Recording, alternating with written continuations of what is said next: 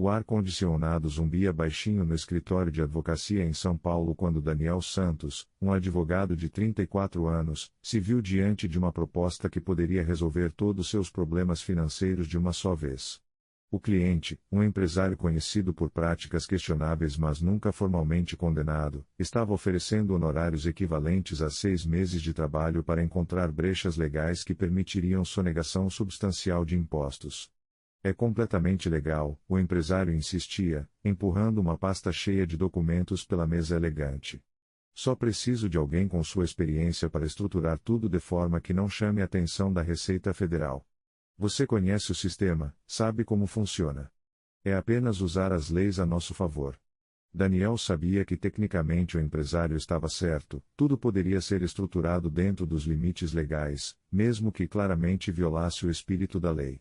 Sabia também que precisava desesperadamente daquele dinheiro. Sua filha de 5 anos precisava de cirurgia cara que o plano de saúde não cobria completamente, a prestação do apartamento estava atrasada há 2 meses, e sua esposa havia perdido o emprego durante a reestruturação da empresa onde trabalhava. Mas enquanto olhava para os documentos sobre a mesa, Daniel sentia uma batalha feroz acontecendo em seu coração. Durante toda a sua carreira profissional, havia se orgulhado de sua integridade ética. Era conhecido no meio jurídico como alguém em quem se podia confiar, alguém que não comprometia princípios por dinheiro. Mas nunca havia enfrentado pressão financeira desta magnitude, nunca havia tido que escolher entre seus valores e a necessidade urgente de sua família. Preciso de alguns dias para analisar a proposta, Daniel respondeu, guardando os documentos numa pasta. Mas já sabia que não estava apenas analisando aspectos legais, estava enfrentando uma das batalhas espirituais mais intensas de sua vida. Esta situação ilustra uma verdade que todo cristão eventualmente descobre: a tentação raramente chega vestida de maldade óbvia. Geralmente se apresenta como solução atrativa para problemas reais, como oportunidade de melhorar nossa situação, como meio aparentemente justificável de alcançar fins aparentemente bons. Permanecer firme na fé para resistir a toda tentação não é apenas sobre dizer não a pecados grosseiros óbvios. É sobre desenvolver uma fortaleza espiritual que nos capacita a escolher o que é certo mesmo quando o que é errado oferece benefícios tentadores. É sobre construir uma base de convicções tão sólida que permanece inabalável mesmo quando pressões externas e necessidades internas conspiram para nos fazer comprometer nossos princípios. O primeiro passo para resistir eficazmente à tentação é compreender sua verdadeira natureza. A tentação não é pecado em si mesma, até mesmo Jesus foi tentado, mas sem pecar. A tentação é o campo de batalha onde nossa fé é testada, onde escolhemos entre obedecer a Deus ou satisfazer desejos imediatos que conflitam com sua vontade. Conceição Maria, uma dona de casa de 41 anos de Recife, aprendeu essa distinção quando enfrentou uma tentação que quase destruiu seu casamento de 15 anos. Seu marido havia se tornado emocionalmente distante devido a pressões no trabalho, raramente conversava com ela sobre assuntos além do cotidiano doméstico, e parecia tê-la tomado como garantida depois de tantos anos juntos. Foi nesse contexto de carência emocional que Conceição conheceu Carlos, um colega de trabalho divorciado que demonstrava interesse genuíno por suas opiniões, ouvia atentamente quando ela falava, e a fazia se sentir valorizada como mulher de uma forma que não experimentava há anos. Os encontros começaram inocentemente, conversas durante o intervalo do almoço, mensagens ocasionais sobre projetos de trabalho. Mas gradualmente evoluíram para uma conexão emocional intensa que ameaçava se tornar algo mais. No início, eu me dizia que era apenas uma amizade, Conceição admite. Carlos me ouvia de uma maneira que meu marido não ouvia há anos. Me sentia apreciada, interessante, desejada. Era intoxiante depois de tanto tempo me sentindo invisível em casa. A tentação não era apenas física, mas emocional, a tentação de encontrar com outra pessoa a intimidade que estava faltando em seu casamento. O ponto de virada veio quando Carlos sugeriu um encontro fora do ambiente de trabalho. Só para conversar, ele disse, mas ambos sabiam que seria um passo significativo além dos limites apropriados. Conceição sentiu seu coração acelerado, parte dela desesperadamente queria aceitar, queria experimentar aquela sensação de ser cortejada e valorizada. Mas outra parte reconhecia que estava à beira de uma decisão que poderia destruir sua família. Senhor, ela orou naquela noite, eu entendo agora que esta situação com Carlos é uma tentação real. Não porque ele é uma pessoa má ou porque eu sou uma pessoa má, but porque estou sendo tentada a buscar fora do meu casamento algo que deveria buscar dentro dele. Ajuda-me a resistir a esta tentação e encontrar uma maneira de restaurar a intimidade com meu marido. Esta oração marcou o início de uma estratégia consciente para resistir à tentação.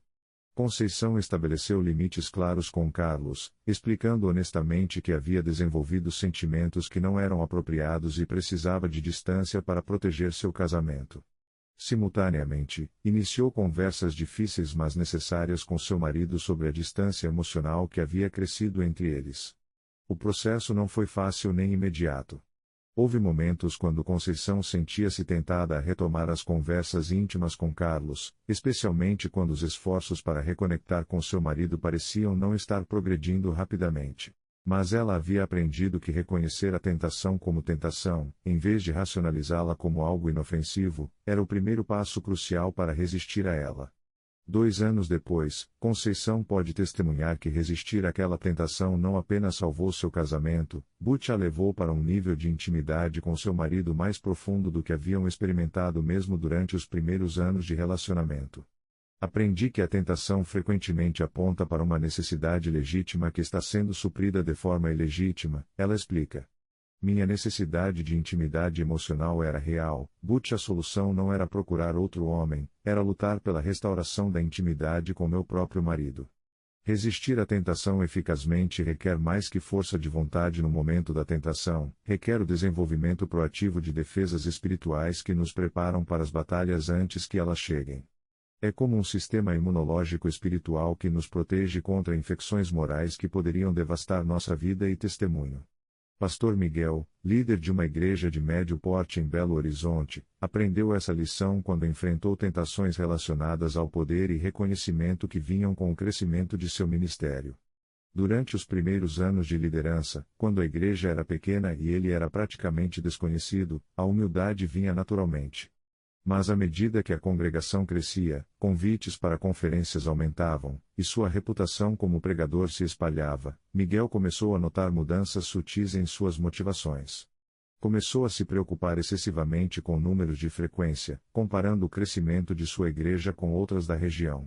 Durante sermões, notava-se prestando atenção às reações da audiência de uma maneira que sugeria que estava pregando para impressionar em vez de apenas comunicar a palavra de Deus. Quando recebia convites para ministrar em outras igrejas, sentia-se tentado a aceitar todos eles, mesmo quando isso comprometeria tempo com sua própria congregação e família. Percebi que estava sendo tentado pelo orgulho espiritual, Pastor Miguel reflete. Era sutil, mascarado como zelo ministerial, but eu estava começando a buscar minha própria glória em vez da glória de Deus. O momento de reconhecimento veio quando sua esposa, com amor mas também com firmeza, observou que ele parecia mais interessado em construir seu próprio reino do que expandir o reino de Deus. Em vez de ignorar ou racionalizar essas observações, Pastor Miguel decidiu construir defesas espirituais específicas para proteger-se contra as tentações do ministério. Estabeleceu um grupo de prestação de contas composto por 3 homens maduros na fé que tinham permissão, na verdade, responsabilidade, de questioná-lo sobre suas motivações, prioridades e decisões ministeriais. Implementou também disciplinas espirituais específicas, um dia de jejum mensal focado especificamente em humildade e dependência de Deus, tempo semanal de oração onde confessava especificamente tentações relacionadas ao orgulho, estudo bíblico pessoal sobre líderes que falharam devido ao orgulho, aprendendo com seus erros. Mais importante, Pastor Miguel estabeleceu limites claros sobre quantos convites externos aceitaria por mês, garantindo que seu ministério primário permanecesse com sua própria congregação. Criou sistemas de rotação na liderança que impediam que ele se tornasse indispensável ou começasse a ver a igreja como sua igreja em vez da igreja de Cristo.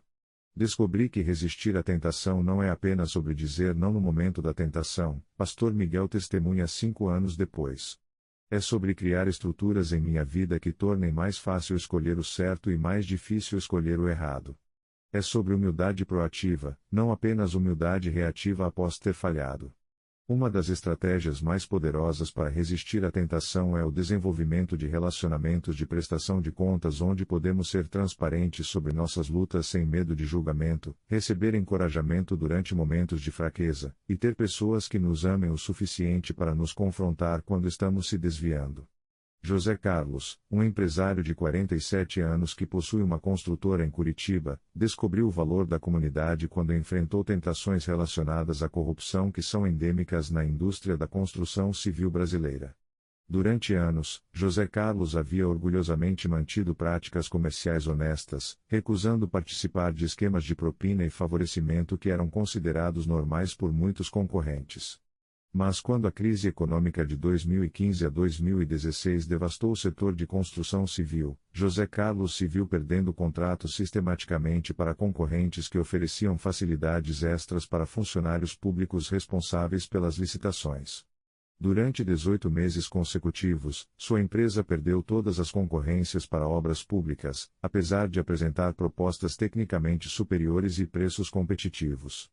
Estava chegando ao ponto onde tinha que escolher entre manter minha integridade e fechar minha empresa, José Carlos explica.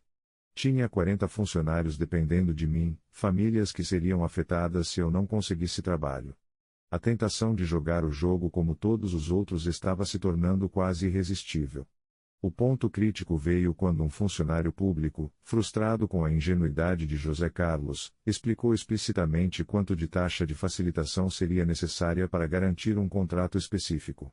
O valor era relativamente pequeno comparado ao tamanho do projeto, poderia ser facilmente disfarçado nos custos, e resolveria os problemas financeiros imediatos da empresa.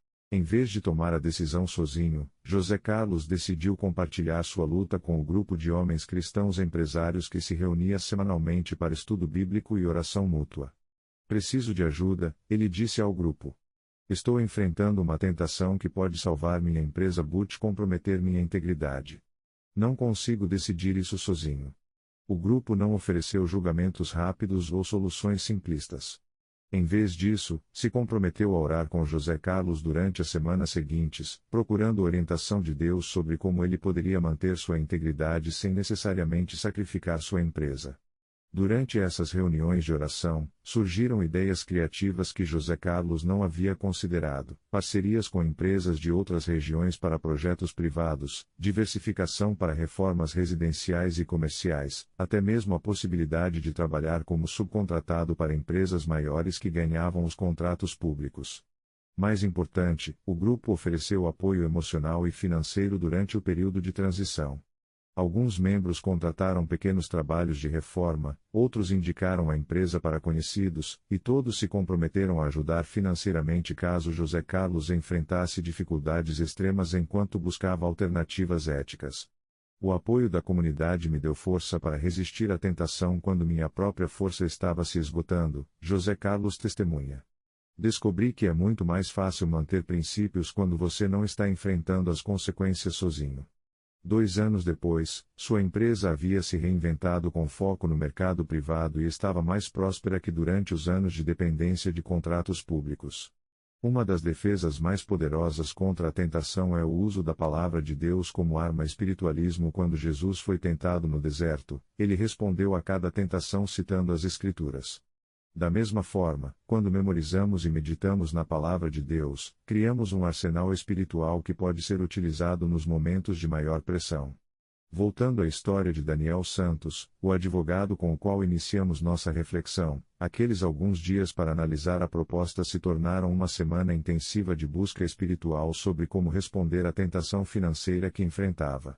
Daniel sabia que não poderia contar apenas com suas próprias convicções morais, precisava de orientação divina clara sobre como proceder. Durante essa semana, Daniel dedicou tempo cada manhã para leitura e meditação nas Escrituras, procurando especificamente passagens que falassem sobre integridade, honestidade financeira e confiança na provisão de Deus. Versículos que havia lido casualmente durante anos ganharam nova vida quando aplicados à sua situação específica. Melhor é o pouco do justo do que a abundância de muitos ímpios. Salmo 37:16, falou diretamente à sua tentação de aceitar dinheiro através de meios questionáveis. Não podeis servir a Deus e a Mamon. Mateus 6:24, o desafiou sobre onde estava realmente colocando sua confiança. O meu Deus, segundo as suas riquezas, suprirá todas as vossas necessidades em glória, por Cristo Jesus. Filipenses 4:19, ofereceu esperança alternativa para suas preocupações financeiras. Mas o versículo que mais impactou Daniel foi Provérbios 19, quem anda em integridade anda seguro, mas o que perverte os seus caminhos será conhecido. Percebi que aceitar aquela proposta não resolveria apenas meus problemas financeiros, Daniel explica. Mudaria fundamentalmente quem eu sou como pessoa. E uma vez que você compromete sua integridade uma vez, fica mais fácil comprometer na próxima oportunidade. Armado com essas verdades bíblicas, Daniel teve a força espiritual necessária para recusar a proposta lucrativa. Após análise cuidadosa, ele disse ao empresário: não posso aceitar esse trabalho. Não está alinhado com meus valores profissionais e pessoais. O empresário ficou visivelmente irritado e saiu do escritório fazendo comentários sobre a ingenuidade de Daniel no mundo real dos negócios.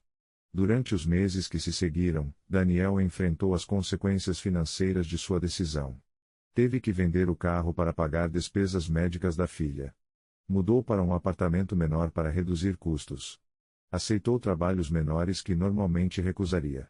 Mas durante todo esse período, os versículos que havia meditado durante aquela semana de decisão continuavam sustentando sua confiança de que havia feito a escolha certa. Um ano depois, Daniel pode testemunhar sobre a fidelidade de Deus em honrar escolhas baseadas em integridade. Clientes começaram a procurá-lo especificamente por sua reputação de honestidade. Outros advogados começaram a indicar casos para ele, sabendo que podiam confiar em sua ética. Sua prática jurídica cresceu substancialmente, baseada numa clientela que valorizava a integridade tanto quanto competência técnica. A palavra de Deus me deu não apenas convicção para resistir à tentação, Daniel reflete, but esperança de que Deus honraria minha obediência de maneiras que eu não conseguia ver no momento da decisão. Descobri que obedecer a Deus mesmo quando parece custoso sempre resulta em bênçãos que excedem qualquer coisa que sacrificamos. Resistir à tentação eficazmente também requer o desenvolvimento de uma vigilância espiritual constante que nos permite reconhecer tentações antes que ganhem força total, identificar nossas áreas de maior vulnerabilidade, e implementar medidas preventivas antes que nos encontremos em situações comprometedoras. Irmã Carmelita, uma religiosa de 43 anos que trabalha com adolescentes em risco em São Paulo, aprendeu sobre vigilância espiritual quando percebeu que estava desenvolvendo um apego emocional não apropriado a um dos jovens sob seus cuidados. Lucas, de 17 anos, havia chegado ao centro de recuperação vindo de uma situação familiar devastadora, e Irmã Carmelita se viu investindo tempo e energia emocional desproporcional em seu caso. Inicialmente, eu racionalizava minha preocupação extra com Lucas como compaixão ministerial, Irmã Carmelita admite. Ele havia sofrido tanto, precisava de atenção especial, merecia ter alguém que realmente se importasse com seu futuro. Mas durante suas orações noturnas, Irmã Carmelita começou a perceber que seus pensamentos sobre Lucas iam além de preocupação pastoral apropriada. Ela se pegou pensando sobre ele durante momentos que deveria estar focada em outros aspectos de seu ministério. Sentia ciúmes quando outros funcionários desenvolviam rapport com ele. Ficava desproporcionalmente magoada quando ele não seguia seus conselhos. Percebi que estava desenvolvendo uma ligação emocional que poderia comprometer tanto meu ministério quanto o tratamento dele, ela reflete. Em vez de ignorar esses sinais ou esperar que a situação se resolvesse sozinha, Irmã Carmelita decidiu implementar medidas preventivas imediatamente. Conversou honestamente com sua supervisora sobre a situação, pedindo que outro conselheiro assumisse o caso principal de Lucas enquanto ela manteria apenas contato ministerial geral. Estabeleceu limites claros sobre tempo individual que passaria com qualquer adolescente, garantindo que nenhum caso recebesse atenção desproporcional. Mais importante, Irmã Carmelita usou aquela experiência para desenvolver um sistema de vigilância espiritual que a protegeria contra tentações similares no futuro. Começou a fazer avaliações mensais de seus relacionamentos ministeriais, identificando qualquer ligação emocional que parecesse estar se tornando não apropriada. Estabeleceu a accountability regular com outra irmã mais experiente, compartilhando honestamente sobre seus desafios emocionais no ministério. Aprendi que a vigilância espiritual não é paranoia ou falta de confiança em minha própria força, irmã Carmelita testemunha. É reconhecimento humilde de que todos temos áreas de vulnerabilidade e que a prevenção é muito mais eficaz que tentar resistir à tentação depois que ela já ganhou força em nosso coração. Quando desenvolvemos a capacidade de permanecer firmes na fé para resistir a toda tentação, descobrimos que as recompensas vão muito além da mera evitação de consequências negativas. A fidelidade a Deus em momentos de tentação fortalece nosso caráter, aprofunda nossa intimidade com Ele, e frequentemente resulta em bênçãos que excedem qualquer coisa que poderíamos ter ganho através de concessões morais.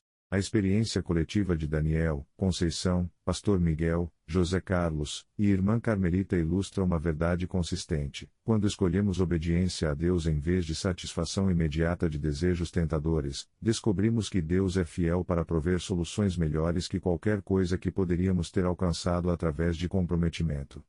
Daniel descobriu que sua reputação de integridade se tornou seu maior ativo profissional. Conceição encontrou intimidade matrimonial mais profunda que qualquer relacionamento extraconjugal poderia ter oferecido. Pastor Miguel desenvolveu um ministério mais sustentável e significativo que qualquer glória pessoal poderia ter proporcionado. José Carlos construiu um negócio mais sólido que qualquer contrato corrupto poderia ter garantido. Irmã Carmelita manteve a eficácia ministerial que seria destruída por comprometimento emocional inadequado. A tentação sempre promete mais do que pode entregar e custa mais do que adverte, observa Daniel. A obediência a Deus frequentemente parece custosa no momento, but sempre entrega mais do que promete. Permanecer firme na fé para resistir a toda tentação não é apenas sobre evitar fracasso moral, é sobre viver uma vida de vitória espiritual que demonstra o poder transformador de Deus operando através de pessoas comuns enfrentando pressões reais. É um testemunho poderoso num mundo que assume que todos têm um preço, que princípios são luxos que não podemos permitir quando enfrentamos pressões reais. Em nossa realidade brasileira, onde corrupção é endêmica, onde jeitinho brasileiro é frequentemente celebrado como criatividade, onde pressões econômicas podem tornar comprometimento moral tentadoramente atrativo, cristãos que permanecem firmes em sua fé demonstram uma alternativa radical que pode influenciar família, comunidade e sociedade. O convite permanece aberto para todos que reconhecem que a batalha contra a tentação é real, but que a vitória é possível através da força que vem da fé genuína em Deus. Não vos sobreveio tentação, senão humana, mas fiel é Deus, que vos não deixará tentar acima do que podeis, antes com a tentação dará também o escape, para que a possais suportar.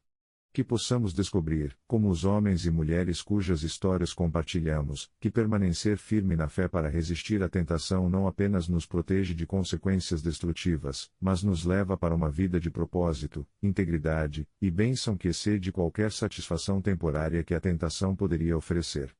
Esta é a vida abundante que Jesus prometeu, não uma vida livre de tentações, but uma vida equipada com recursos divinos para vencer toda tentação e viver em vitória espiritual constante.